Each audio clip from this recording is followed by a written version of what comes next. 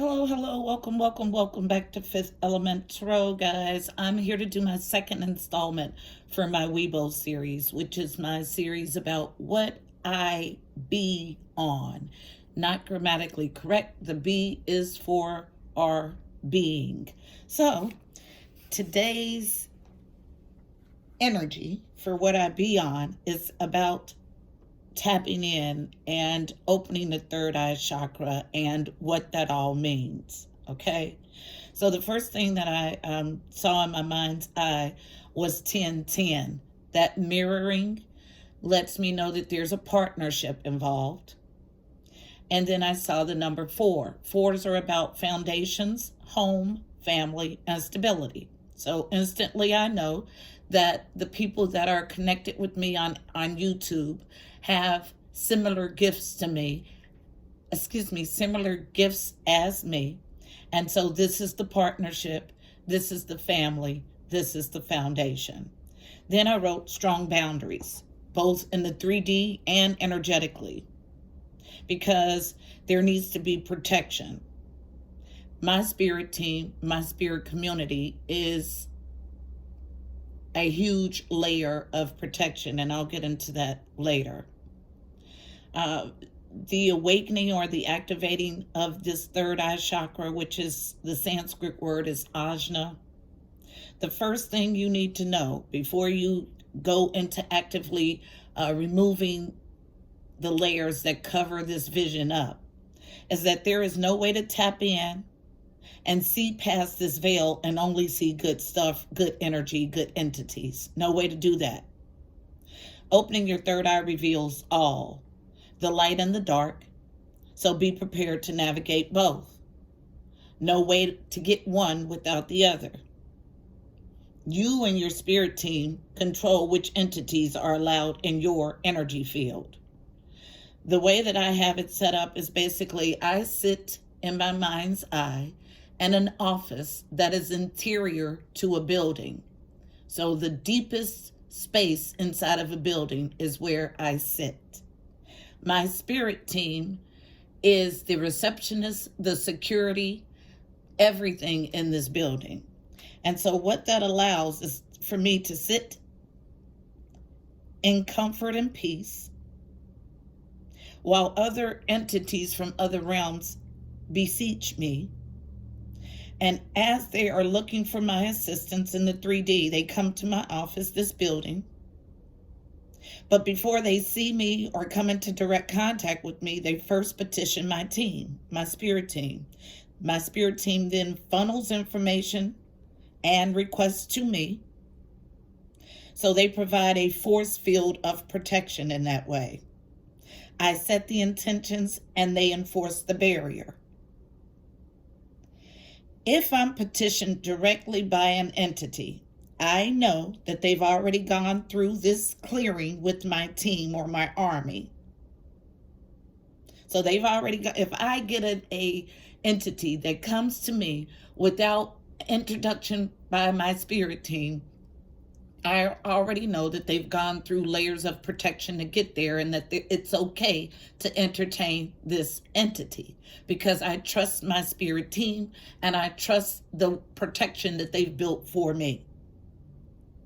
So they act as a sift in some way for protection.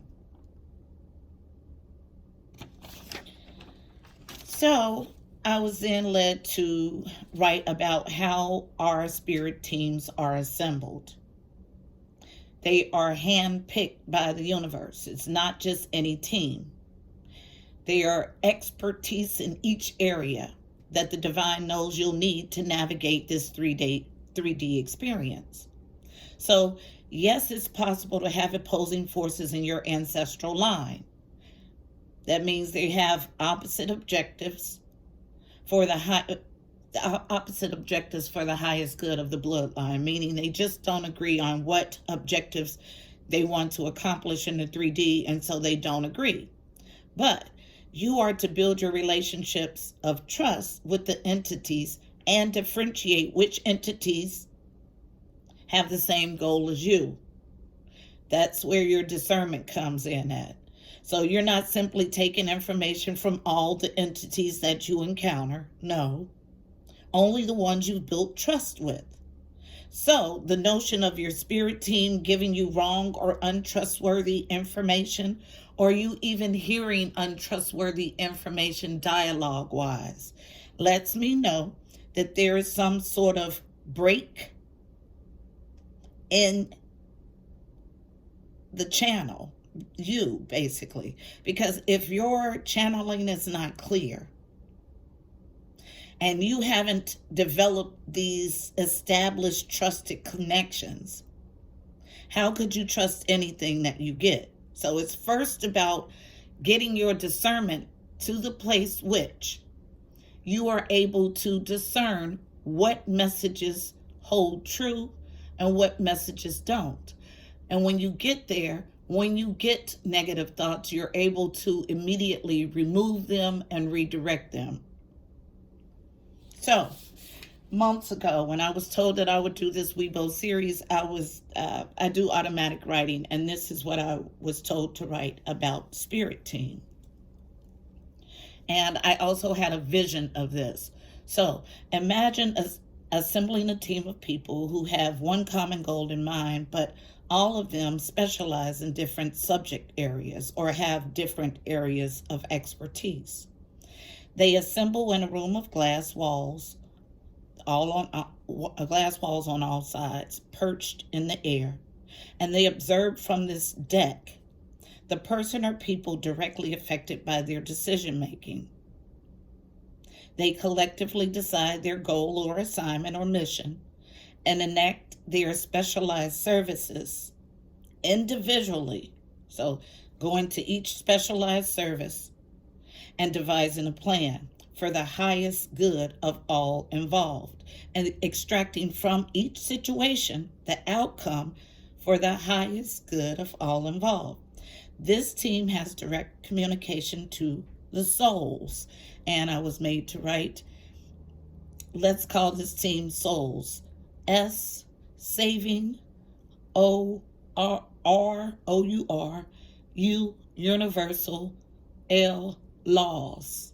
So souls, saving our universal laws. This special group of people who have incarnated in the 3D to raise the collective consciousness. So this team has direct communication to the souls and guide, protect, and enable the successful completion of the assignment. We are your spirit team. So I was made to write that because I think that there is a misconception that your spirit team is just any entity on the other side that's attached to you. No, it's a very specialized team that God has put together to assist you in navigating this 3D reality. But you have to get to the point of discerning which voices or instructions are from your team. If there's a conflict, then that's a conflict internally, and it has to be fixed so you can get clear directives. So I am to pull one card from this deck for overall energy, and then I'm going to Sundara Fonds to pull the spread. One card for overall energy of this read. Heavenly Father, Holy Spirit, angels of love and light, you are welcome here. Please fill this space. I'm here to do a reading for my W.I.B.O series, W.I.B.O. Please give us a clear and concise message. You know how I read. Thank you. I have cards coming out too. Overall energy of this reading. Unknown, first card. Strength, Archangel Ariel. Strength and grace through kindness, self-confidence, and forgiveness. Card number 11. 11 is a master number. It does not get reduced. 11s are all about manifestations, all about a direct link to the spiritual realm. Ones are like conduits, column-like figures. The more ones you see, the more direct your connection. And then unknown, Two of Michael. So Two of Michael, Two of Swords, making a Two of Swords in the upright is a card of indecision. What it reads is, it will all be better if you just make a decision. Over analyzing a problem, find a compromise. Some sort of over analyzation of a problem. And what I hear is that, and this when you hear conflicting information or messages that cause you pause because it doesn't line up with what you were taught, it's okay to disagree. It's okay to hear someone else's point of view. It's not okay when cognitive dissonance sets in and it causes you to be rude to the person that doesn't have the same viewpoint as you. So it's okay that we don't share the same viewpoints all the way through. That's fine. That's the energy that I pick up on with the Two of Swords. So what messages do we have for Fifth Element Tarot for my W.I.B.O series? Messages about spirit teams and how to get our directives from them. Thank you. 2 cards out. Unknown. Face down. First card from the bottom. Present moment. Also unknown. Listening. Yep. Exactly what I was talking about. Let's see if we can get anything else. Yes, 3 more cards and I'm told that'll do it. So, from the bottom, after listening, love, beautiful. Awareness, yes. Also, last card, dreams. I tell no lies. Strength and grace through kindness, self-confidence, and forgiveness. It will all be better if you just make a decision. Over analyzing a problem, find a compromise.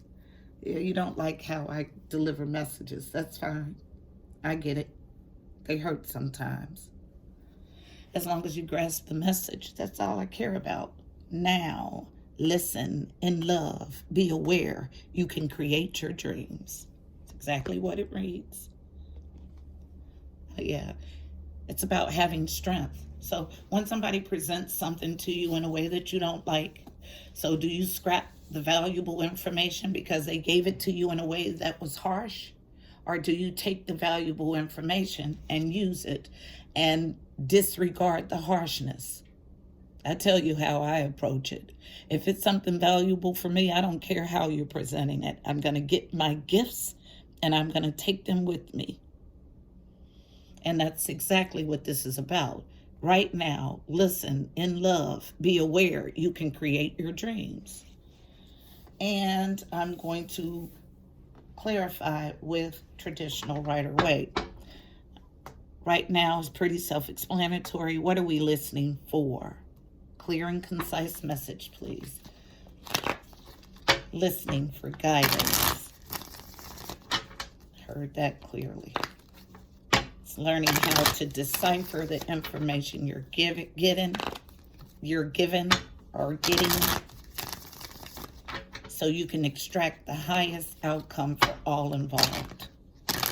You have to listen intently with no preconceived notions, because we get directives that go against what we know. But if you're trusting where you're getting the information from, it's easier to follow. Thank you. So, coming out on the feminine side of the table and feminine energy. Apologies, small gesture of love. It's about opening up. Sadness, heartache, and despair. Despite having heartache, sadness, and despair, still give love. Separate storyline. Resurrecting. Queen of Wands in reverse. In the upright, this is my action-oriented, goal-driven queen. So it's saying, resume. Don't take any action. You're in a gathering phase right now. A gathering, collecting information. okay? Because it's going to be very different from what you've learned traditionally. And so that's why this card is here. Ending a cycle, a way of thinking, okay? So you are to resume your listening, okay? This is inwardly listening. Take no action with the Queen of Wands in reverse. Because a cycle is ending, a way of thinking. You are to open up, to give love, to make a small gesture, even though you've had sadness. Listen, it's about inwardly listening. Anything else for listening? This will be my last pass. This is pretty clear. Thank you. Anything else for listening? Thank you. Quite a few. So first we have this central to the issue right in front of me. Unknown, face down. Vacationing, no longer putting in work with the Eight of Pentacles. On the wrong path, I just heard. So it's like a halting because you're relearning or opening to a new awareness is what I just heard, which makes sense. We have the awareness card. Unknown again, because you're seeking illumination. The darkness is here. So you're no longer working, you're ceasing because you understand there's darkness here. Another storyline on the feminine side of the table, unknown. Fast, quick communication and or travel with the Eight of Wands, beautiful. King of Swords. This is my stern, introspective king making head over hard decisions, meaning be stern and introspective with the information that you get. Seek the knowledge for yourself. Make logical decisions. Also unknown. And you're past an evaluation phase about whether you're going to dive into this inner knowing, this awareness. So you're past that. You're ready to give tangibly to this listening, this inward listening. Not ready to act on it, but definitely ready to turn up the sound and end a cycle of not listening. You've put a halt to the way you've done things in the past because you understand that there's still illumination that needs to be discovered. So you're in the dark about some things. So that's why listening is here. Listening in love, with compassion and understanding, because you have an awareness. We've covered that. Let's see what the dreams look like. I think this dreams card was in one reading I did for us. I can't remember, but it was definitely a Fifth Element Tarot family reading. It's about creating the life of your dreams. It's about dreaming big without any limitation and welcoming those dreams. So tell me the story of dreams, please. Thank you. Yep. As soon as you come out of Two of Swords. See, this is the overall energy of the read. Same card, different deck. Two of Swords, Two of Swords. So as soon as you come out of indecision and make a choice to open your consciousness is when your dreams come flooding in. Two of Swords in reverse. Anything else about dreams? Anything? You have to have the strength to do it, though. It's very different from everything that we've been taught. Very different. And it does cause a tower moment. And a tower is simply dismantling of a faulty foundation. And that's a way of thinking. And a challenge to rush in aggressively with the truth. I can't make it up with the Knight of Swords. But just because this card is in the challenge doesn't mean it's going to stay that way. And yes, when you are introduced to new concepts and it feels different from everything that you've learned your entire life, it is an uneasy feeling to give that information to someone. Anything else for dreams? Anything else for dreams? Last pass for dreams. Thank you. Yep, juggling with the Two of Pentacles. And that's different mindsets, different ways of thinking. Thank you. All right, so we have to clarify. Two of Pentacles in the upright. So juggling different ideas. And a challenge, Eight of Cups. Positive movement forward is what I feel with this. So Eight of Cups is walking away in love. Walking away from those indoctrinated ways of thinking. But it's a challenge. And that's completely okay. Because this is new. So I expect for there to be resistance. It was resistance when it was presented to me. But the whole goal is to open your mind so you can welcome a different way of thinking. Also, being fruitful in this new lifestyle, in this new way of thinking is a challenge. But it's because it's new, so it's fine. But dreams come here when you dismantle your faulty thinking, make a choice to do that. Challenge to rush in aggressively with the new truth, what you know now, juggling ideas about what you thought was true and what you know now. Challenged with whether you're going to stay and learn or go. And challenged to be fruitful in this new period of learning or not. And that's just it. Now, they want me to look at the bottom of the deck. At the bottom of the deck, there's a definite choice. Being on your path with the Two of Wands. Making a choice to be on your path. Absolutely. Absolutely.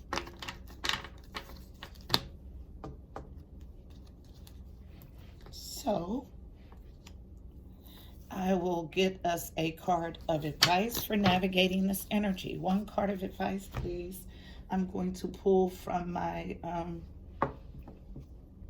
Mystical Shaman Oracle deck. It's wrapped in red. Red is the color for the root chakra, Matlahara. It's at the base of your spine, at your coccyx, and the color is red. Affirmation that I say is, I am deeply rooted. I am sacred ground. One card of advice for navigating the energy in this spread about spirit teams, about awakening the third eye chakra, about deciphering and discerning information coming from different realms. Card of advice, please, for navigating this energy. One card of advice, please, for navigating the energy in this spread. I can't, the cards, they don't want me to hold on to them. And so here comes our card. It's out fast. Let's see how they're going to tie all of this together. So, unknown. Heart. The Heart of Sky, card number 24. 24 reduces to a 6. Sixes are all about the journey to harmony or harmony. And I'm not familiar with this card, so I'll read from the book, The Essence, the Invitation, and the Medicine. It's a beautiful card. So let's read. The essence, the heart of sky is the love force that made all creation possible. This same force is present when you create when you create with originality, when you bring formlessness to form or inspired ideas to expression. The primeval force does not know good or bad. It's up to us to provide the clear intentions that will guide it to manifest. The heart of sky helps us call in beauty from the invisible world and birth it to the world of matter. The invitation. The heart of sky brings you a sacred reminder. You are a channel for the original energy of creation. Become the paintbrush, the canvas, and the artist, all guided by the heart of sky. Set your intention ethically and clearly and allow the universe to take care of the details. The medicine. You may feel responsible for everything and everyone. Perhaps you think you have to do it all alone. It takes you into a dark hole where you lose trust in the natural order of the cosmos. Shed your lofty sense of duty and recognize that this is a false prison of your own making. You can open the door and set yourself free in an instant. Absolutely. And what I feel in that last medicine portion is something that I'm very familiar with. When I started on my spiritual journey, no one in my family, in my bloodline, in the living, knows anything about what I was going through. So I felt lost. And I felt like, oh, I have this lofty assignment, but I don't have anybody to help me navigate it. And so what I started to do was meditate. And in this meditation, I was able to connect with my inner knowing, with my spirit team, with my guides, and they became my navigation. They would give me concepts I had never heard of in my life. I would take these into my being in my meditation. After meditation, I would go feverishly in research, and everything that they gave me was true and correct and right. It was already inside of me. I didn't have to search for Google, anything. It came from inside. That's our assignment here on this channel, to grow all of our gifts so we can use them collectively to help the collective. So I hope this message was helpful for you. Please don't forget to like, share, and subscribe. Also, check out the description box below. You'll find additional helpful information about this reading, angel numbers, numerology, additional insight. Until next time, I'm wishing you beautiful people miracles and blessings. Namaste.